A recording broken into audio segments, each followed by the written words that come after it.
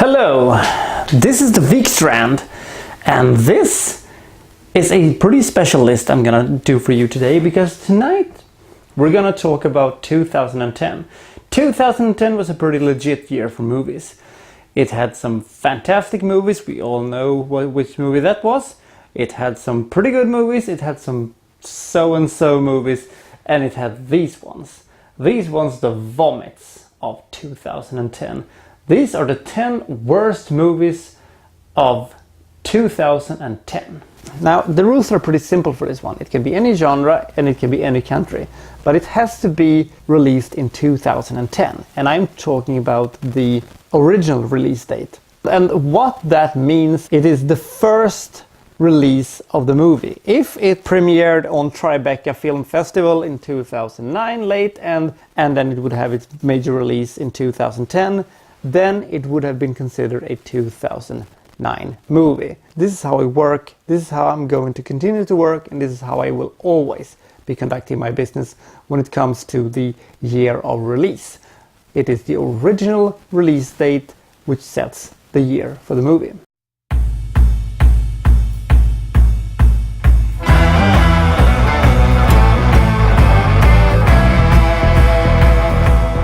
Number 10. Meet the Parents, Little Fockers.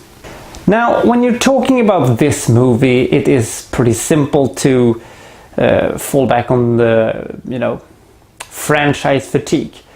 It had been several years since the last movie. I think it was 6 years since the last movie came out. And I don't know how this much talent can produce this little.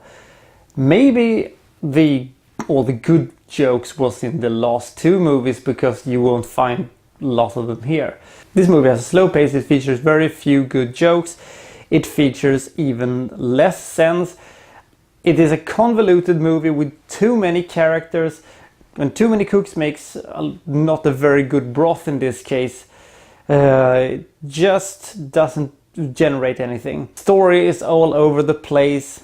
The strange plot line that Robert De Niro tries to make Ben Stiller a patriarch? What the fuck did that come from? Also meant pointing out, De Niro doesn't care. You can see in his eyes how little he cares for this. He's just phoning it in. He wants to be done with this so he can go and collect his paycheck, so he can go do something productive with his life. He doesn't care. And I don't care. Nobody cares about this movie. This movie is boring, but the worst thing of all is probably the fact that it ends with a fight in a ball pit. I don't know why this pisses me off so much. Just the fact that they didn't have anything else to do. Let's throw in a ball pit and have Ben Stiller and Robert De Niro fight in it. It'll be hilarious. It'll look awesome in the trailers. It looked awful in the trailers, and it was even worse when I actually saw the entire thing, because it was so bizarre. Number 9. Saw, the final chapter. So the Saw movies was never meant to be high art. But the first two movies was arguably good. I mean, they had suspense and they were really awesome. Unfortunately, they decided to create something that was more resembling a soap opera. A soap opera with hacked off limbs and lots of blood, but you get the point. However, by the time the 6th movie rolled around, I thought, how much longer can they do this? They just keep repeating it themselves. In my opinion, Saw 6 was a pretty okay movie. It was the best one since Saw 2, in my opinion.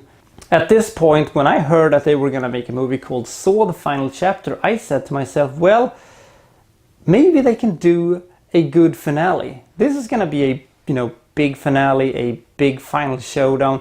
Maybe they will make all this hacked off limbs nonsense actually mean something. Maybe I just aimed too high with this one. The reason I hate this movie so much is not because it is so much worse than the other Saw movies, because it really isn't.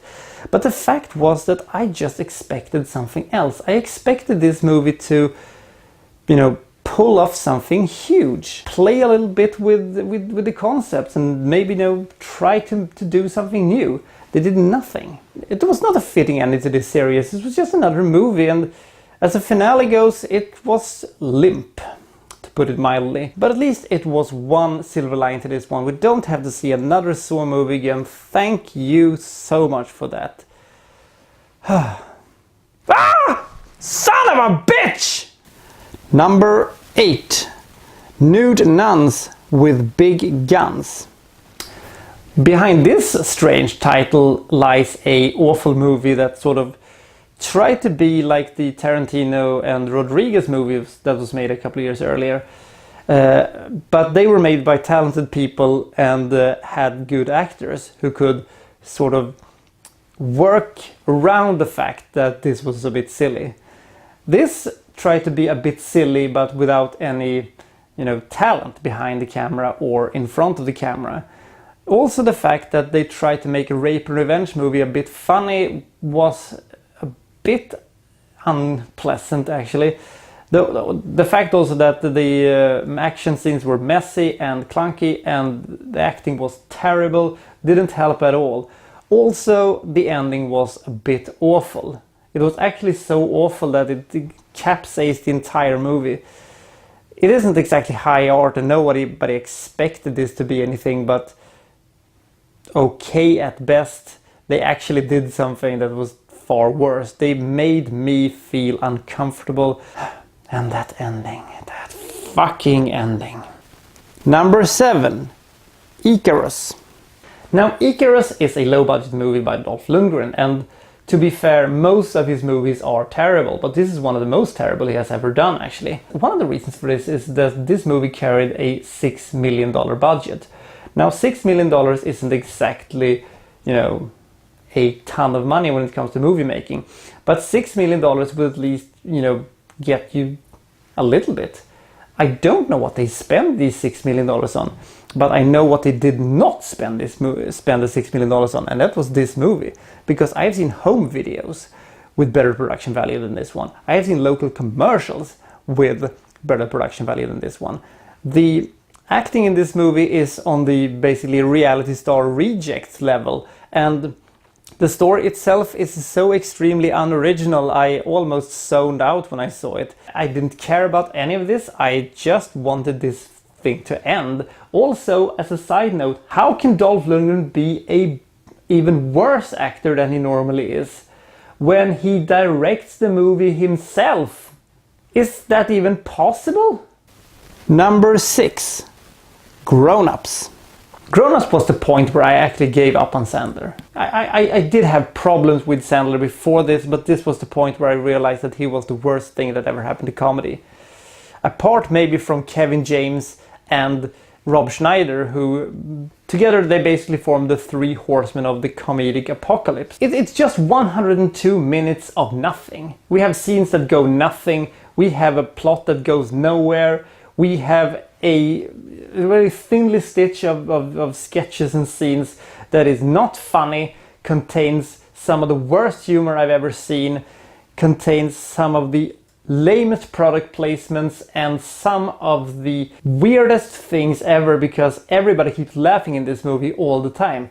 Seriously, go and watch it. They laugh all the time because we're not, I suppose. This movie basically contains fart jokes, some more fart jokes, some more fart jokes, some piss jokes, and some jokes about that Kevin James is fat. That's it. I hated all of these characters.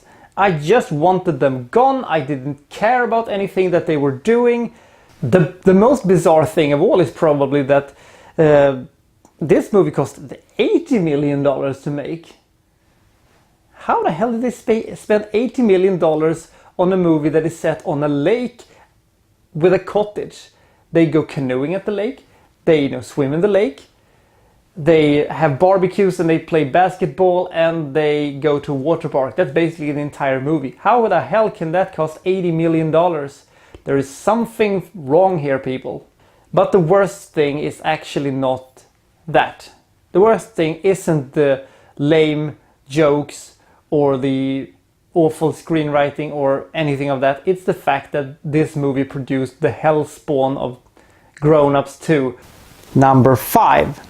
Smoking Aces 2, Assassin's Ball. For those who don't know it, Smoking Aces was a pretty good movie. It wasn't exactly Terminator 2 or anything like that, but it was a pretty solid action movie with a unique premise. The idea that one guy is targeted and a lot of hitmen are trying to get him, and in the process murdering each other in order to get to him and, killing off the competition. Now, they tried to do a sequel, which was actually a prequel with none of the characters from the first movie returning. That's basically the first warning flag that came up. But it could have worked. It is actually a pretty wild ride with pretty high tempo and lots of action and lots of blood and lots of gore and lots of everything. And in fact, this is basically what makes the movie fall flat, because they took what made the first movie memorable. Bizarre characters in a normal situation. And then they took an outlandish situation and put even more bizarre characters in them. And then the movie stopped being interesting and just became a cartoon with hitmen. I didn't care about it. I looked at the watch more than I looked at the screen, and I care about nothing of this. When Vinnie Jones is the best actor in the movie, you are in for a serious amount of trouble. And how do I say this? I have not cared so little about a movie for several years, actually. Number 4. Triassic Attack. According to what I have understood, this is actually the first movie where Emilia Clarke starred in. And I don't think that the creators of Game of Thrones found her through that movie, because she's not going to put this one up on her CV ever, probably. This is an awful movie, through and through. I'm going to try to tell you the plot of the movie without laughing. It's not going to be easy, but I'm going to try. So, a Native American is going to try to protest against the construction of a museum on sacred ground. He is doing this by summoning the spirit of his ancestors, but as a side effect to this little thing, the skeletons of the dinosaurs actually comes alive and start eating people. Seeing these dinosaur skeletons walking around and eating people, they basically look like this, is outlandish to see. It looks absolutely shit. It's impossible not to laugh when it happens, because it looks so utterly awful. Not even something as simple as a dinosaur skeleton looks good when in this. The animation budget must have been, like the Icarus budget, non-existing. And this is of course a kiss of death for any horror movies, that you laugh at the things that's supposed to be scary. And then the really, really terrible thing happens. It is when you're not having scenes where dinosaur skeleton eats people, then you are bored right out of your skull. You, like Alice Cooper said, you had to get high just to get dull. And that is not a very good thing to say about a movie this awful. It may be fun for Game of Thrones fans to see Emilia Clarke totally fumbling through her awful lines and looking confused and just hoping that somebody will get her a blonde wig and then make her a superstar. But it is what it is. One of the strangest and worst movies I have ever seen in my entire life. Number 3. Arctic Predator. Sci-Fi Films is probably one of the worst film producers of all time. So they basically have 4 things going on for themselves. They are cheap, they have bad acting, they have bad effects, and they are usually a knockoff from a well-known and pretty respected movie. Most of the things they do are pretty awful, but sometimes they do stuff that are at least watchable. This one is not. This movie is a very short movie, but it feels basically like Gone with the Wind in its length. By the way, I think that's the only time in history you're gonna hear Arctic Predator and Gone with the Wind spoken of in the same sentence. Anyway, we're getting a bit off topic, but that's sort of illustrating how incredibly boring this movie is. I really have nothing to say about it. It is just the worst Predator knockoff I've ever seen. And it just is one of the worst creature features that has ever been produced. It has absolutely terrible effects, it has absolutely terrible acting, it has one of the lamest plots I've ever seen, and if you survive to the end credits, you should basically have a t-shirt that said, "I survived Arctic Predator, I saw the entire movie without playing any Angry Birds." Good job in that case. Awful. Number 2. Sektor 236. Tors vrede.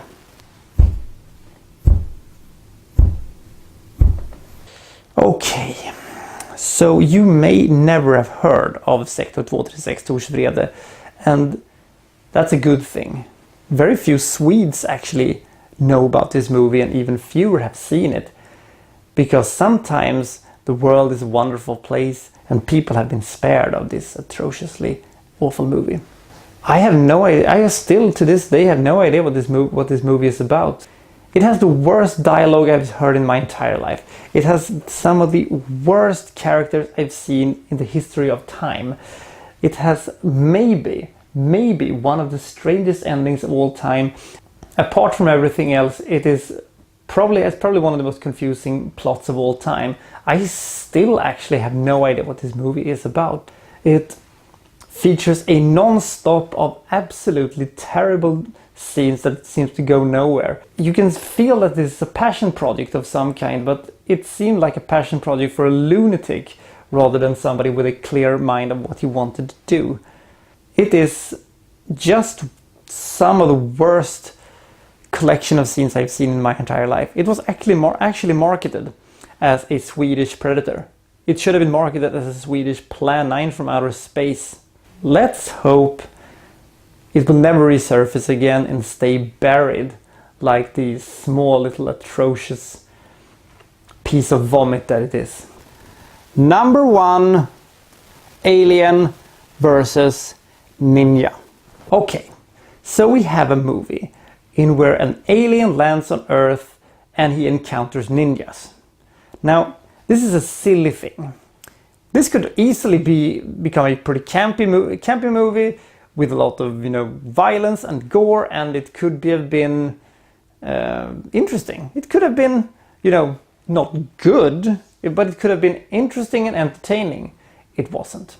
It is just so awful on every conceivable level. It has such an incredibly shitty production value. It makes the 90s Power Rangers look like the fucking Pacific Rim in comparison. It features a story that makes absolutely no sense. It has some of the worst special effects I've ever seen, and it has the worst ending of the entire fucking millennium so far. I've never seen a movie this millennium that had at least half as terrible ending as this one. That was, by the way, the nail in the coffin. Bang, bang, bang, slams it shut, just send it to the awfulness of cinematic history. This movie is amazing, actually. This movie just made me so angry when I saw it. I genuinely was angry for a week after seeing this movie. It is almost outlandish to even think that somebody shot this and thought we can release it and people will see it. And that fucking ending makes me so angry every time I think about it. It is just so terrible that I just wanna rip my hair out. Oh, that fucking ending. This is not only the worst movie of 2010, this is actually one of the worst movies of the entire decade so far. There has only been a handful of movies who has actually been worse than this one, and eventually we will probably get to them. Pray for us then. You unmerciful God, you have released this fucking movie upon me. If you ever have the chance to not see this movie, then fucking not see this movie. One scene, of course, we have to talk about the fondling scene. The fondling scene, of course. One scene that for some reason has become a cult scene of this little movie. The scene is when a female ninja encounters the alien. And the alien looks at this chick and he gets aroused by her. And he wants to fondle her. That's right, he wants to grab her boobies. And he actually does this thing with his hands.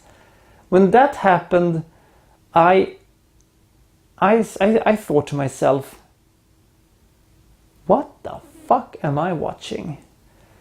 It is by far the most outlandish scene I've seen in my entire life. So that was 2010's worst movies. And this was my first list I've ever done, and it was kind of fun to do it. Next time, however, we're not going to have a list, we're going to have a review. I don't know what we're going to review, but it will become clear in the next couple of days. Until then, I am the Wikstrand, signing out.